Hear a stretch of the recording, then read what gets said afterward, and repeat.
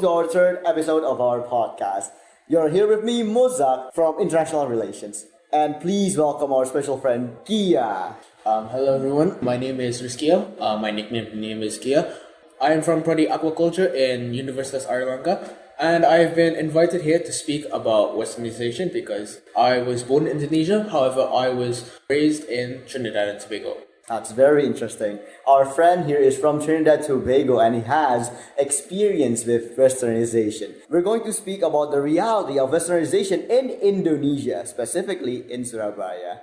Do you know about any Westernization topics, like maybe fashion, food, or something else? Well, ever since I've come here, basically, as usual for immigrant families, they usually go back to their respective home countries, every minimum once every year, every 2 years. It does depend on the family. I did come here once every year. As much as I came here, ever since, the more I realized how present Westernization is, as in like American fast foods, more present as time went by. And there's a more American entertainment, like Netflix as well as Nickelodeon. I don't know if a lot of people know what Nickelodeon is, people know but as time went by, it became more and more prominent and prevalent. I heard that you talked about Nickelodeon. Yeah. The various Western cultures are more prevalent then. It's getting more and more It's getting more prevalent. Okay, so I was really interested that you said like people from Trinidad are immigrants, if I'm correct, right? I was an immigrant to Trinidad. Yeah. So people from your family usually comes to Indonesia once in a year. Yeah, usually. Okay, once in a year. So every year, does Westernization have an impact in Indonesia, specifically in your place, like Surabaya, maybe? Well, I lived in Sidoarjo, which is not very far from Surabaya. Yeah. So, because Surabaya is like the second biggest city in Indonesia, Yes, very true. of course it's gonna be the most impacted because it's more connected to the rest of the world. Diverse as well, but like what I mean by connected is like there's a lot more direct flights from Surabaya's airport, Juanda International, to like other places. Oh, really? Yeah, because it's just like Jakarta and Bali. Surabaya is also a big city, and because of that, there's a lot of direct flights to other places. As far as I know, Juanda International Airport is the third busiest airport in all of Indonesia. You know, as we speak here, we can understand that Westernization doesn't only impact like the social life, but instead it also impacts like transportation and such, right? Transportation. I heard you say like Surabaya has like a lot more like international travels, like flights. Yeah. Is that correct? So can you elaborate on that? Like maybe you have taken a travel from Surabaya to America, or like Surabaya, Jakarta, then to America or Trinidad. Me personally, I've taken flights to Singapore, Jakarta, flights alone that I have taken. I think there's a flight to Perth, and there's also a flight. I'm not sure. Okay. That's fine. But there's also a flight to Kuala Lumpur as well. It's really important that you mentioned about how transportation is actually evolving in Indonesia, specifically in Surabaya, right? Yeah. So, in technical terms, Westernization did bring some good changes towards transportation in Surabaya. So, you told me that you've been to like other countries from Surabaya directly. You know that Westernization is more than cultures, right? So, this podcast is specifically talking about how the world changes according to Westernization. Now, this is a real example, guys, because Westernization doesn't only affect social life, but also transportation.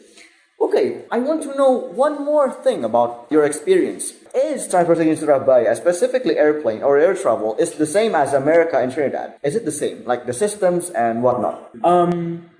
They both are internationally connected. For Juanda specifically, the ones I've taken personally was from Juanda to Hong Kong and also to Singapore. There are other international flights such as Malaysia, Perth in Australia, and there's also common flights to Medina because this is Hajj season. Muslim majority country, so obviously there's going to be a lot of demand for that. Okay, so I've heard that you've been to a lot of places from Trinidad, right? Using air travel. Yeah. Have you been to New York before? Yeah, it was the most common a layover or transit destination from Trinidad to Indonesia and vice versa. So I want to ask you one thing. Does Indonesia or Surabaya have like culture from New York, like maybe socially and whatever? Well, there's a lot I can talk about, but Okay. I'll just talk about language. When I came, obviously Trinidad and the US, the main language is English. When I came back to Indonesia, when I moved back to Indonesia, it was a lot less people could speak English. So it was a real struggle for me because barely anyone could speak English in this country. Okay, so the moment you came back to Indonesia, how long have you been living here then? I moved back in the year 2016, so Oh, at 2016. the time wow. of this video, it's 9 years. Oh, so you've been here 9 years then.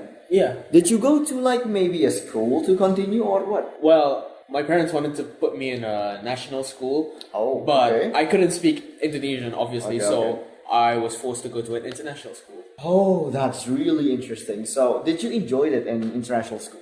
It's definitely better than going to a national school in my case, because I couldn't speak any parts of Indonesia, and I still can't. So I was forced to go to international school, and I never really had a language barrier problem.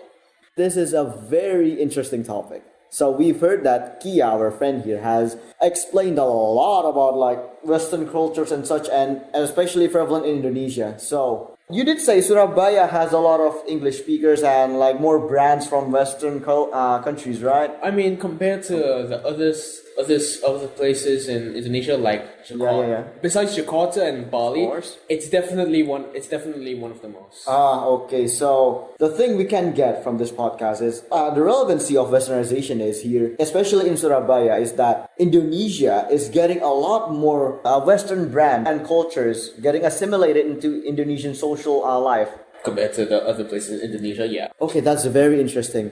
So we can conclude that Indonesia has more Western culture from time to time, especially from Kia's experience from Trinidad, Indonesia back to back. And especially that air travel is getting much more advanced as the year comes.